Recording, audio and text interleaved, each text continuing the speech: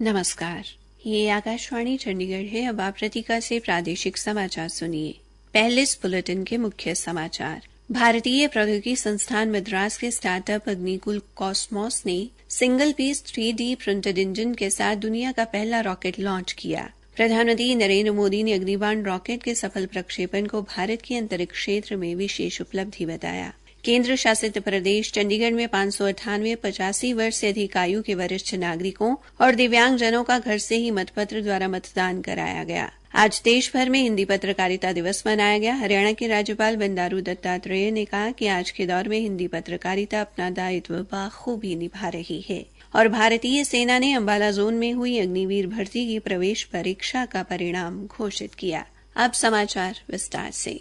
भारतीय प्रौद्योगिकी संस्थान मद्रास के स्टार्टअप अग्निकुल कॉस्मोस ने single piece 3D printed engine के साथ दुनिया का पहला रॉकेट लॉन्च कर उल्लेखनीय उपलब्धि हासिल की है। रॉकेट अग्निबाण सॉर्टेड यानी sub orbital technological demonstrator Bharat का पहला अर्ध क्रायोजेनिक इंजन संचालित रॉकेट प्रक्षेपण भी है। इसे पूरी तरह से स्वदेशी रूप से डिजाइन और निर्मित किया गया था। रॉकेट आज सुबह आंध्र प्रदेश के श्रीहरिकोटा में अग्निकुल द्वारा स्थापित भारत के पहले निजी रूप से विकसित प्रक्षेपण यान धनुष से प्रक्षेपित किया गया। एक सोशल मीडिया पोस्ट में प्रधानमंत्री नरेंद्र मोदी ने कहा कि अग्निबाण रॉकेट का सफल प्रक्षेपण भारत के अंतरिक्ष क्षेत्र में विशेष उपलब्धि है। उन्होंने कहा कि ये उपलब्धि देश की युवा शक्ति की आत्मनिर्भरता का प्रतीक है। केंद्र शासित प्रदेश चंडीगढ़ में 85 वर्ष से अधिक आयु के वरिष्ठ नागरिकों और दिव्यांग व्यक्तियों का घर से मतपत्र द्वारा सफलतापूर्वक मतदान कराया गया। मुख्य निर्वाचन अधिकारी के कार्यालय ने बताया कि चंडीगढ़ में इन श्रेणियों में कुल 633 पात्र मतदाताओं ने फॉर्म 12D के माध्यम से घर से मतदान का विकल्प चुना था, जिनमें से 598 मतदाताओं ने घर से अपने मताधिकार का प्रयोग किया, जबकि 17 मतदाताओं की घर से मतदान का विकल्प चुनने के बाद मृत्यु हो गई। मुख्य निर्वाचन कार्यालय के अनुसार 16 मतदाता इसलिए मतदान नहीं कर सके क्योंकि वे शहर या देश से बाहर थे या अस्पताल में भर्ती थे।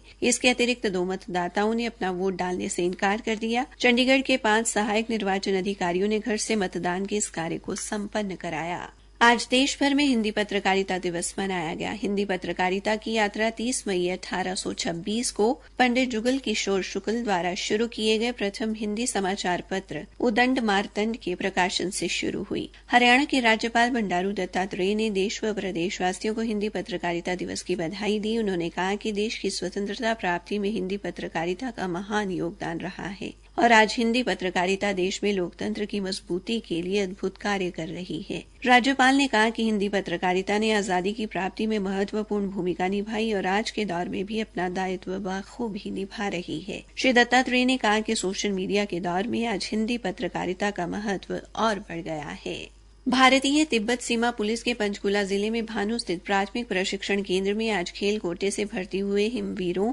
एवं हिम वीरांगनाओं का दीक्षांत व शपथ ग्रहण समारोह आयोजित किया गया। प्रशिक्षण केंद्र के महानिरीक्षक आनंदपाल सिंह निम्बाडिया ने दीक्षांत समारोह की अध्यक्षता की। कार्यक्रम के दौरान प्रशिक्षण प्राप्त करने वाले 66 जवानों ने राष्ट्रीय ध्वज एवं बल ध्वज के नीचे कर्तव्य निर्वहन की शपथ ली और परेड में भाग लिया। प्रशिक्षण पाने वाले इन जवानों में विभिन्न राज्यों से अंतर्राष्ट्रीय व राष्ट्रीय स्तर के खिलाड़ी शामिल हैं। महानिरीक्षक आनंदपाल ने बताया कि केंद्र सरकार की खिलाड़ियों को प्रोत्साहित करने की नीति के तहत इन खिलाड़ियों को खेल कोटे से शामिल किया गया है। प्रादेशिक समाचार आकाशवाणी चंडीगढ़ से प्रसारित किए जा रहे हैं। भारतीय सेना ने अंबाला जोन में हुई अग्निवीर की प्रवेश परीक्षा का परिणाम घोषित कर दिया है। परीक्षार्थी भारतीय सेना की वेबसाइट www.joinindianarmy.nic.in पर परिणाम देख सकते हैं। अंबाला में भारतीय सेना के भर्ती निदेशक कर्नल वीएस पांडे ने बताया कि Agniveer general duty clerk technical महिला एसपी और अग्निवीर ट्रेडमैन पदों के लिए 22 अप्रैल से 3 मई तक कंप्यूटर आधारित संयुक्त प्रवेश परीक्षा ली गई थी,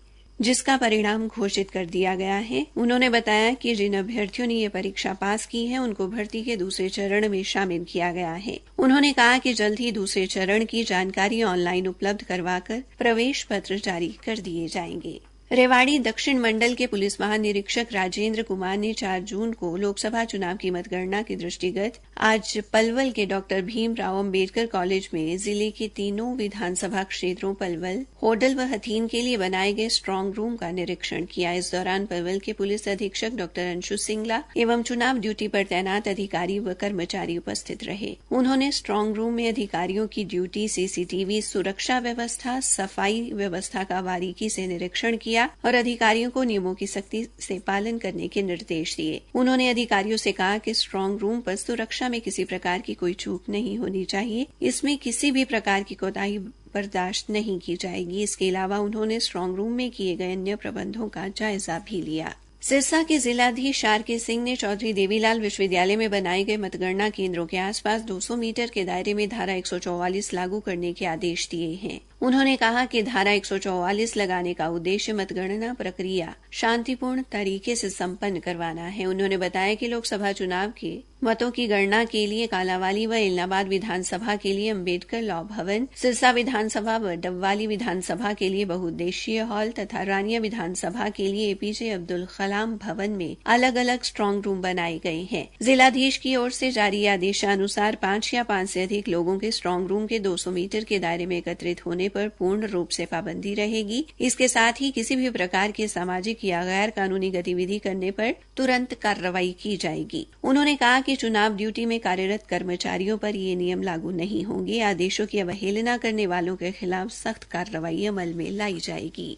जींद में जिला प्रशासन द्वारा चौधरी रणबीर सिंह विश्वविद्यालय परिसर में कार्यशाला आयोजित कर कर्मचारियों को मतगणना से संबंधित आवश्यक प्रशिक्षण दिया गया। प्रशिक्षण के दौरान जिला निर्वाचन अधिकारी एवं उपायुक्त मोहम्मद इमरान रजा ने मतगणना ड्यूटी से संबंधित कर्मियों को निर्धारित स्थान व समय पर पहुंचने के निर्देश दिए। जिला राजस्व अधिकारी एवं मतगणना प्रशिक्षण के जिला नोडल अधिकारी राजकुमार ने बताया कि आज कार्यशाला में कर्मियों को मतों की गणना बारे निर्वाचन आयोग द्वारा दी गई हिदायतों की बारीकी से जानकारी दी गई। हमारे संवाददाता ने बताया कि जुलाना विधानसभा के मतों की गणना 15 चरण में होगी। जींद व सफीदो विधानसभा के मतों की गणना 14 चरण में होगी। इसी प्रकार से उचाना व नरवाना विधानसभा क्षेत्रों के मतों की गणना 16-16 चरण में होगी। कैथल जिले के कस्बा कलायत में आज एक गाड़ी में आग लगने से अंदर बैठे युवक की मौत हो गई। मृतक की पहचान बालू के पूर्व सरपंच रमेश कुमार के तौर पर हुई है। हमारे संवाददाता के अनुसार ये हादसा कलायत बस अड्डे के पीछे के शमशान घाट के बाहर खड़ी एक कार में हुआ। मौके से मिली जानकारी के अनुसार रमेश कुमार अपनी गाड़ी में बैठा किसी का इंतजार कर रहा था कि भीषण गर्मी के कारण गाड़ी में आग लग गई। सूचना मिलने पर पुलिस और दमकल विभाग की गाड़ियां मौके पर पहुंची और आग को बुझाया। हरियाणा विद्यालय शिक्षा बोर्ड ने सेकेंडरी व सीनियर सेकेंडरी जुलाई 2024 की परीक्षाएं 3 जुलाई से करवाए जाने का निर्णय लिया है। दोनों परीक्षाओं के तिथि पत्र बोर्ड की वेबसाइट पर अपलोड कर दिए गए हैं। शिक्षा बोर्ड के अध्यक्ष डॉक्टर वीपी यादव ने बताया कि सीनियर सेकेंडरी कंपार्टमेंट की 1 दिवसीय परीक्षा का आयोजन 3 जुलाई को करवाया जाएगा। उन्होंने बताया कि सेकेंडरी की कंपार्टमेंट व अंक सुधार की परीक्षाएं 4 जुलाई से शुरू होकर 11 जुलाई तक संचालित होंगी। उन्होंने बताया कि परीक्षाओं का समय दोपहर 2 बजे से शाम 5 बजे रहेगा। आज अरोड़ा वंश के संस्थापक अरूट महाराज की जयंती पर भिवानी के चौधरी बंसीलाल नागरिक अस्पताल के ब्लड बैंक में रक्तदान शिविर का आयोजन किया गया। इस अवसर पर चौधरी बंसीलाल नागरिक अस्पताल की रक्त बैंक प्रभारी डॉक्टर मोनिका ने कहा कि गर्मी के मौसम में रक्त की मांग बढ़ जाती है। ऐसे में प्रत्येक युवा को रक्तदान में बढ़ चढ़ कर हिस्सा लेना चाहिए। अंत में मुख्य समाचार एक बार फिर। भारतीय प्रौद्योगिकी संस्थान मद्रास के स्टार्टअप अग्निकुल कॉस्मोस ने single piece 3D printed engine के साथ दुनिया का पहला रॉकेट लॉन्च किया। प्रधानमंत्री नरेंद्र मोदी ने अग्निबाण रॉकेट के सफल प्रक्षेपण को भारत की अंतरिक्ष क्षेत्र में विशेष उपलब्धि बताया। इसी के साथ ये समाचार बुलेटिन समाप्त हुआ।